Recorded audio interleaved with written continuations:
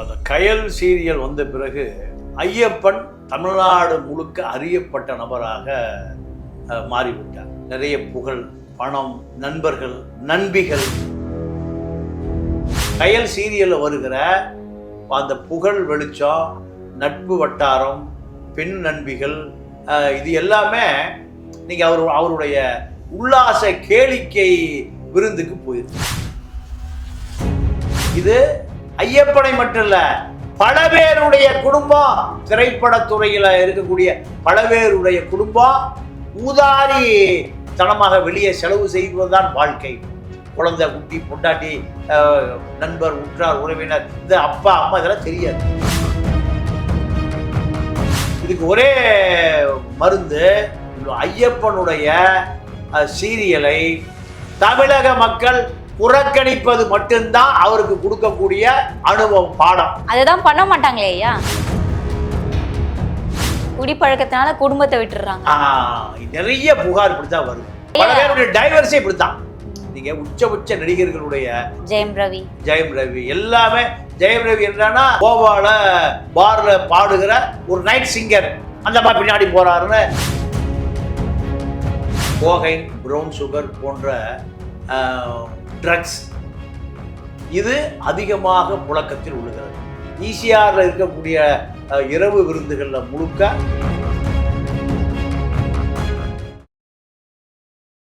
நாமக்கல்ல Tiruchengode main road எர்ணாபுரத்துல இருக்கிற Spiro prime public ஸ்கூல்ல +2 போர்டு எக்ஸாம்ஸோட சேர்த்து நீட் அண்ட் ஜேஇ கோச்சிங்கும் கொடுத்துட்டு இருக்காங்க.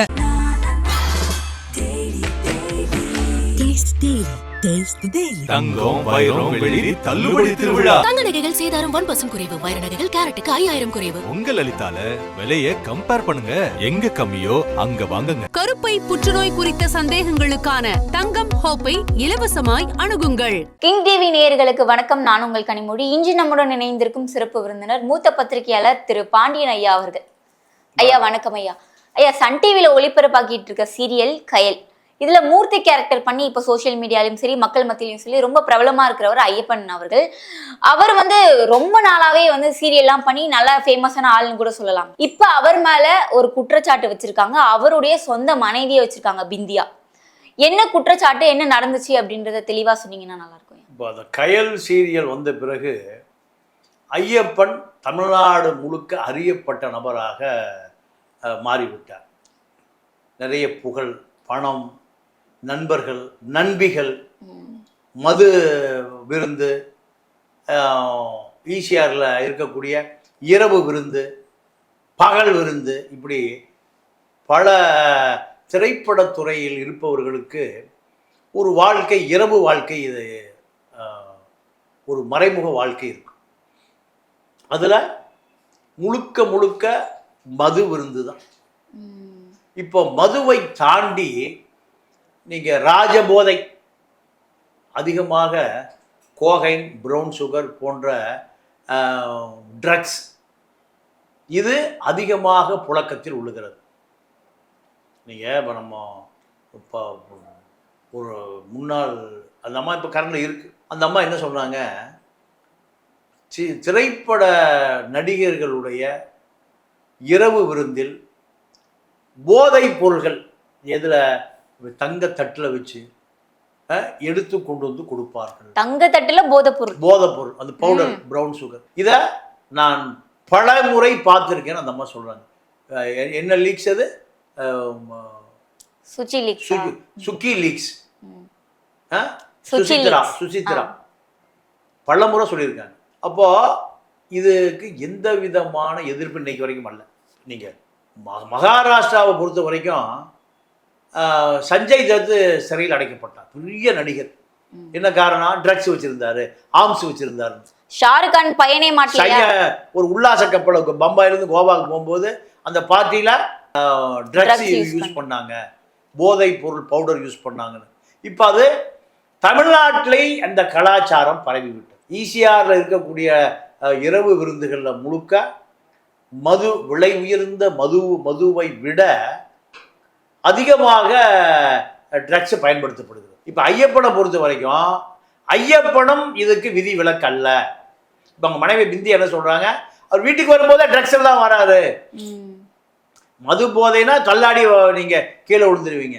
ட்ரக்ஸே தெரியாது. நீங்கள் இப்போ car drink and drive car நீங்கள் வாயை ஊதுனா அந்த மிஷின் வந்து ஆளுகால் இருந்தால் மட்டும்தான் அது சவுண்டு கொடுக்கும், கீக்கும். ட்ரக்ஸுக்கு கொடுக்காது. அந்த தொழில்நுட்பம் இன்னும் வரலை, காவல்துறைக்கு வரல.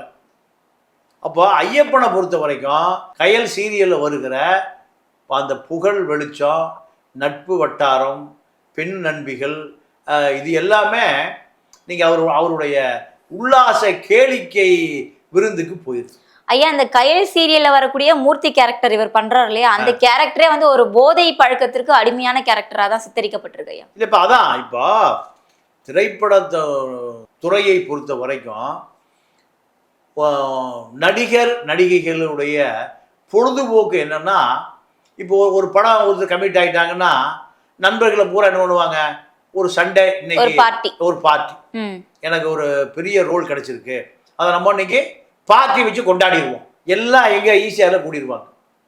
அங்கே எல்லா வகையான உயர் வகை எல்லா நாட்டு மது விருந்து, கடல் உணவு, ஊர்வன பரப்பனை எல்லாம் இருக்கும். விடிய விடிய ட்ராக் மியூசிக்கு, ஸ்விம்மிங் பூல்லு, குடி, இதுதான். விடிஞ்சு காலையில் தடுமாறி டிரைவர் வந்து ஏற்றிட்டு வீட்டுக்கு போவோம். குடிப்பழக்கத்தினால குடும்பத்தை விட்டுறாங்க. நிறைய புகார் இப்படித்தான் வருது. பல பேருடைய டைவர்ஸே இப்படித்தான். நீங்க உச்ச நடிகர்களுடைய தனுஷு டைவர்ஸு, நம்ம ஜிவி பிரகாஷ் சைத்தன்யா டைவர்ஸு, ஏஆர் ரகுமா, ஜெயம் ரவி எல்லாமே. ஜெயம் ரவி என்னன்னா ஒரு கோவால ஒரு அதாவது பார்ல பாடுகிற ஒரு நைட் சிங்கர், அந்த மாதிரி பின்னாடி போறாருன்னு பாவம். ஜெயம் ரவியுடைய மனைவி 2 குழந்தைகள் வச்சுட்டு கோயிலாக போயிட்டு இருக்கு அந்த அம்மா. மனுஷன் சொல்லி நல்ல புத்தி கொடுக்கல, ஆண்டவனா நல்ல புத்தி கொடுக்குமா ஜெயம் ரவிக்கு? அந்த அம்மா கோயில் கோயிலாக போயிட்டு இருக்கு 2 குழந்தைகளுக்கு. இப்படித்தான். அப்போ இவர்களெல்லாம் நல்ல குடும்ப தலைவர்களாக இருப்பதில்லை. அந்த பொண்ணை திட்டாருன்னா பெத்த பொண்ணு, அதுக்கு ஒரு எதிர்காலம் இருக்கு, அதை படிக்க வைக்கணும், அது ஒரு நல்ல வகையில் பிடிச்சி கொடுக்கணும். ஆனால் இப்போ நம்ம கயல் நாயகன் ஐயப்பன் என்ன பண்றாரு, அதை பற்றியெல்லாம் யோசிப்பதற்கு எது வேலை செய்யல. ட்ரக்ஸ் வேலை செய்ய விட மாட்டேங்குது. போதையில் இருப்பவனுக்கு குடிகாரம் பேச்சு விடிஞ்சாலே போச்சு. அந்த தான் பெத்த பொண்ணையே நீ இருக்கிறதுனாலதான் எனக்கு ரெஸ்பான்சிபிலிட்டிஸ் இருக்கு, நீ ஏன் பிறந்த அப்படின்னு கேட்கிறாருன்னா அப்ப எவ்வளவு பெரிய ஒரு அப்பாவா இருப்பாரு அவர். இல்ல, பிறந்ததுனால வாய்ப்பு வரலைங்கிறாரா, வருதுங்கிறாரா? நீ பிறந்தனாலதான் எனக்கு வந்து கமிட்மெண்ட்ஸ்லாம் இருக்கு, உன்னை பார்த்துக்கணும், உங்க அம்மாவை பார்த்துக்கணும், எல்லாமே உங்களுக்கு செலவு பண்ணணும், சேவை செய்யணும் அப்படின்னு இருக்கு, நீ பிறக்கலன்னா அதெல்லாம் எனக்கு இருந்திருக்காது அப்படின்னு பெத்த பொண்ணை பார்த்தே சொல்லியிருக்காரு. அப்ப அவருடைய மூளை மழுங்கி போயிடுச்சு. போதையில ட்ரக்ஸினுடைய எஃபெக்ட் அதிகமாக போச்சுன்னா நீங்கள் பித்து பிடிச்சவன போய் ஆயிடுவாங்க. என்ன பேசன்னே தெரியாது, எதை சிந்திப்பேன்னு தெரியாது. உடம்புல ட்ரக்ஸினுடைய ஆதிக்கம் அதிகமாக போயிடுச்சு. ஆல்கஹாலுடைய எஃபெக்ட் அதிகமாகி போச்சுன்னா என்ன பேசன்னே தெரியாது. இதே நிலைமை தான். ஆல்கஹால் எஃபெக்ட் கொஞ்சம் கம்மியாக இருக்கும், இந்த ஹெராயினுடைய எஃபெக்ட் அதிகமாக இருக்கும். இது ஐயப்பனை மட்டும் இல்லை, பல பேருடைய குடும்பம், திரைப்படத்துறையில் இருக்கக்கூடிய பல பேருடைய குடும்பம் ஊதாரி தனமாக வெளியே செலவு செய்வதுதான் வாழ்க்கை. குழந்தை, குட்டி, பொண்டாட்டி, நண்பர், உற்றார், உறவினர், இது அப்பா அம்மா, இதெல்லாம் தெரியாது. அப்போ இந்த ஐயப்பனை ஒரு நல்ல மனநல மருத்துவர் 1 மாத காலம் தொடர் சிகிச்சையின் மூலம்தான் இவரை சரியான மனநிலைக்கு கொண்டு வர முடியும். இதுக்கு ஒரே மருந்து, ஐயப்பனுடைய சீரியலை தமிழக மக்கள் புறக்கணிப்பது மட்டும்தான் அவருக்கு கொடுக்கக்கூடிய ஒரு அனுபவம், பாடம். அதுதான் பண்ண மாட்டாங்களே ஐயா. நீங்க அதை செய்யணும். அதாவது சொந்த வாழ்க்கை வேறு, பொது வாழ்க்கை வேறு, அது 2 ஒன்று தான். நமக்கு ஒரு அறிவு சொல்லக்கூடிய ஒருவன் சொந்த வாழ்க்கையில சரியா இருக்கணும். அவன் குடிக்காரனா இருந்துட்டு இன்னொரு குடிக்கக்கூடாதுன்னு எப்படி சொல்ல முடியும்? ஒரு டாக்டர் இருக்காருன்னா அவர் டாக்டர் சிகரெட் குடிக்காமல் இருக்கணும். அப்போதான் தம்பி நீ சிகரெட் குடிச்சின்னா உன்னுடைய நுரையீரல் கெட்டு போகணும்னு சொல்லுவோம். அவரே சிகரெட் குடிச்சிட்டு தம்பி சிகரெட் குடிக்காத, உன்னை நுரையீரல் கெட்டு போனா அப்போ அது எப்படி நம்ம ஏற்றுக்கொள்ள முடியும்? அது இப்போ ஐயப்பனுக்கு இந்த சின்னத்திரை வாசகர்கள் சின்னத்திரை நேயர்கள் அவருக்கு உன்னுடைய குடும்பத்தை நீ பார்த்து கொள்ளுகிற வரை உன்னுடைய சீரியலை நாங்க புறக்கணிப்போம். ஐயா, ஐயப்பனுடைய மனைவி பிந்தியா வைக்கிற முக்கிய குற்றச்சாட்டு என்னவா இருக்குன்னா, இவ்வளோ நாள் நல்லா தாங்க இருந்தாரு, இந்த 3 வருஷம் கயல் சீரியல் நடிச்சாரு, 3 வருஷம் எங்களை கண்டுக்கிறதே இல்லை அப்படின்னு. அப்பனா அந்த கயல் சீரியல் செட்ல என்ன நடக்குது அப்படின்ற ஒரு கேள்வி வருது இல்லையா? இல்லம்மா, சீரியல் செட்டுங்கிறத விட இதுல நிறைய புகழ் வந்த பிறகு பல ஆண் நண்பர்கள் புதுசு புதுசா வந்துருவாங்க, சில பெண் நண்பர்கள் புதுசு புதுசா வந்துருவாங்க. இப்படி வருகிற பொழுது வர்ற பணம் பூரா எங்கே செலவாகும்? ஊதாரி தனமா வேற ஒன்றும் இருக்காது. Hotel rooms, drugs, foreign drinks. முதல்ல டாஸ்மார்க் வாங்கி குடிச்சிட்டு இருந்திருப்பார். இப்போ கயல் சீரியலில் ஃபேமஸ் ஆனோடனையும் ஜானி வாக்கர் 10,000 ரூபாய்க்கு சரக்கு வாங்கி குடிப்பார். நண்பர்களுக்கு 10,000 ரூபாய்க்கு சரக்கு விருந்து வைக்கணும். அப்புறம் ஸ்டார் ஹோட்டலில் தான் விருந்து. நண்பர்கள் வருவாங்க, நண்பிகள் வருவாங்க. இப்படியெல்லாம் செலவு என்ன ஆகுது? அப்போ குடும்பத்தை மறந்துடுறாரு. இந்த குடி கூத்து கும்மாளம் இதுதான். அப்போ சொந்த குடும்பத்தை கூட நினைத்து பார்க்க முடியாத அளவுக்கு இவர்கள் மூளை மழுங்கி, நீங்கள் அதுவும் உங்களுக்கு பல மடங்கு வீரியம் உள்ள கோகைன், பெத்தப்பட்டமைன், ப்ரௌன் சுகர், அபின், கஞ்சா, இப்படி பல வகைப்பட்ட பொருள்கள் இப்போ வந்துருச்சு, விலை மதிப்பட்ட பொருள்கள். அதை மதுவிலே கலந்து குடிக்கிறாங்க. மதுவில் கலந்து குடித்தா ஏறக்குறைய ஒரு 3 நாட்கள் நீடிக்குமா அந்த போதை. அதுக்கு பேர் ராஜ போதை.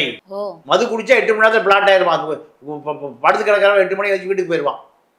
இது 3 நாள் மூளையை, சிறுமூளையை பாதிக்குங்கிறாங்க. ஒரு சிறுமூளையை பாதிக்கிற பொழுது மனைவி யார், மகள் யார், நண்பன் யார், உற்றார் உறவினர், தாய் தந்தை, இதெல்லாம் எதுவுமே தெரியாது. இது முடிஞ்சோடனே மறுத்து அடுத்த ட்ரக்ஸ். இது இப்போ ஐயப்பனுடைய நிலைமை இப்படி தான் இருக்குது. இதை கயல் சீரியலில் இருக்கக்கூடிய அந்த செட்டில் இருக்கக்கூடிய நண்பர்கள், உறவினர்கள், அவர் நலன் விரும்பிகள் அவரை காப்பாற்றணும். இந்த நபர் அதாவது மது போதையிலிருந்து, ட்ரக்ஸு போதையிலிருந்து நடிக்கக்கூடிய ஆள் முழு நேர கேரக்டராக மாறிட்டார். ஐயா, இதே பண்ண மாட்டாங்க. இப்போ இவருக்கு ஒரு பிரச்சனை இருக்குது, குடும்பத்தில் ஒரு பிரச்சனை இருக்குன்னு சொல்கிறாங்க. செட்டில் இருக்கவங்களோ இல்லை அந்த சீரியல் டிரெக்டரோ யாரோ, நீங்கள் உங்கள் பிரச்சனையை பாருங்கள், அதுக்கப்புறம் கூட வந்து நடிங்க அப்படின்னு சொல்ல மாட்டாங்க. ஏன்னா பல நடிகர்கள் மேலே குற்றச்சாட்டு வந்திருக்கு, சீரியல் நடிகர்களாக இருக்கட்டும், திரைப்பட நடிகர்களாக இருக்கட்டும். அதையும் யாருமே பண்ண மாட்டாங்க, இவங்களையும் தவிர்க்க மாட்டாங்க. இல்லை, அது ஒரு புது அக்கறை இல்லைன்னு தான் இதை சொல்லணும். அரசியல்வாதிகளாகட்டும், இந்த திரைப்பட துறையாகட்டும், சொந்த வாழ்க்கையில் துரத்தி அடிக்கப்பட்டவர்கள் பூரா அடைக்கலமாகிற இடம் அந்த சினிமாவும் சீரியல். இதுக்கே பொது. நீங்க கேரளாவோட மக்கள் சரியா இருக்காங்க, வேற எங்கேயும் போகணும். பஞ்சாப்ல சரியா இருக்காங்க, வெஸ்ட் பெங்கால்ல சரியா இருக்காங்க.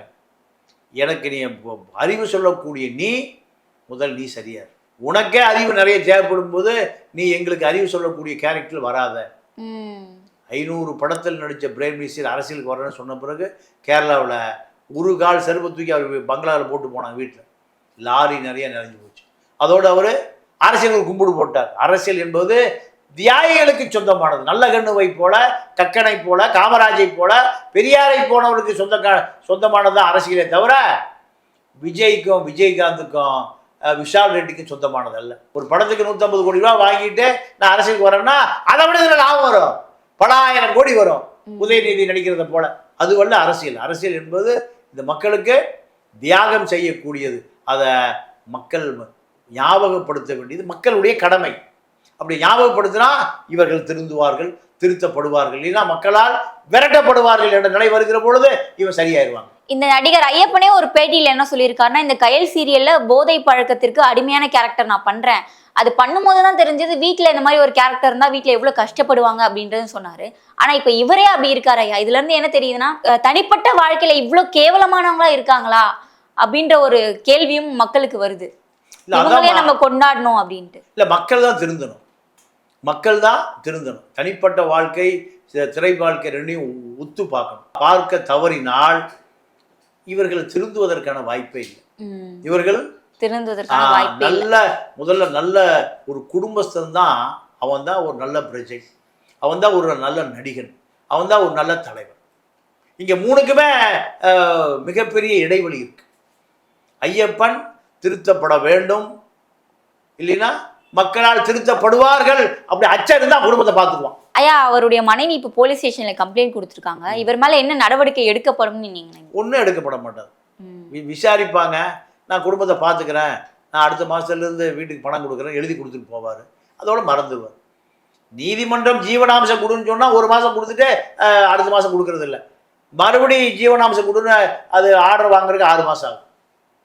இப்படித்தான் நாடு இருக்குது. அப்போ திருடனாய் பார்த்து திருந்தா விட்டால் திருட்டை ஒழிக்க முடியாதுங்கிற மாதிரி இவர்களாய் பார்த்து திருந்தா விட்டால் குடும்பத்தை யார் காப்பாற்றுவோம்? இவர்களை மக்கள் விரட்டி அடிக்க வேண்டும். ஐயப்பனை கயல் சீரியலில் நடித்தா நீங்கள் பல பேர் அங்கே மெயில் போடணும், போட்டு இவன் ஒழுங்காக திருத்தி குடும்பத்துக்கு நல்ல பிள்ளைய இருந்தால் இவனை இந்த கேரக்டருக்கு வச்சுக்கலாம், இந்த கேரக்டரை நாங்கள் புறக்கணிப்போம் அப்படின்னா எல்லாருமே திருந்துவதற்கு ஒரு வாய்ப்பு.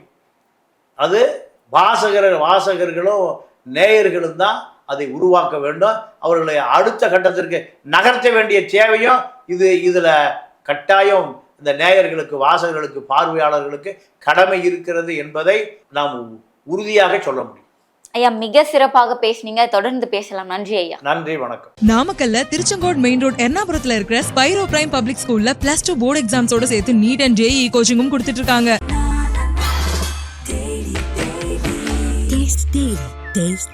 தங்கம், வைரம், வெள்ளி தள்ளுபடி திருவிழா. தங்க நகைகள் சேதாரம் 1% குறைவு. வைர நகைகள் கேரட்டுக்கு 5000 குறைவு. உங்க லலிதால விலையை கம்பேர் பண்ணுங்க, எங்க கம்மியோ அங்க வாங்குங்க. கருப்பை புற்றுநோய் குறித்த சந்தேகங்களுக்கான தங்கம் ஹோப்பை இலவசமாய் அணுகுங்கள்.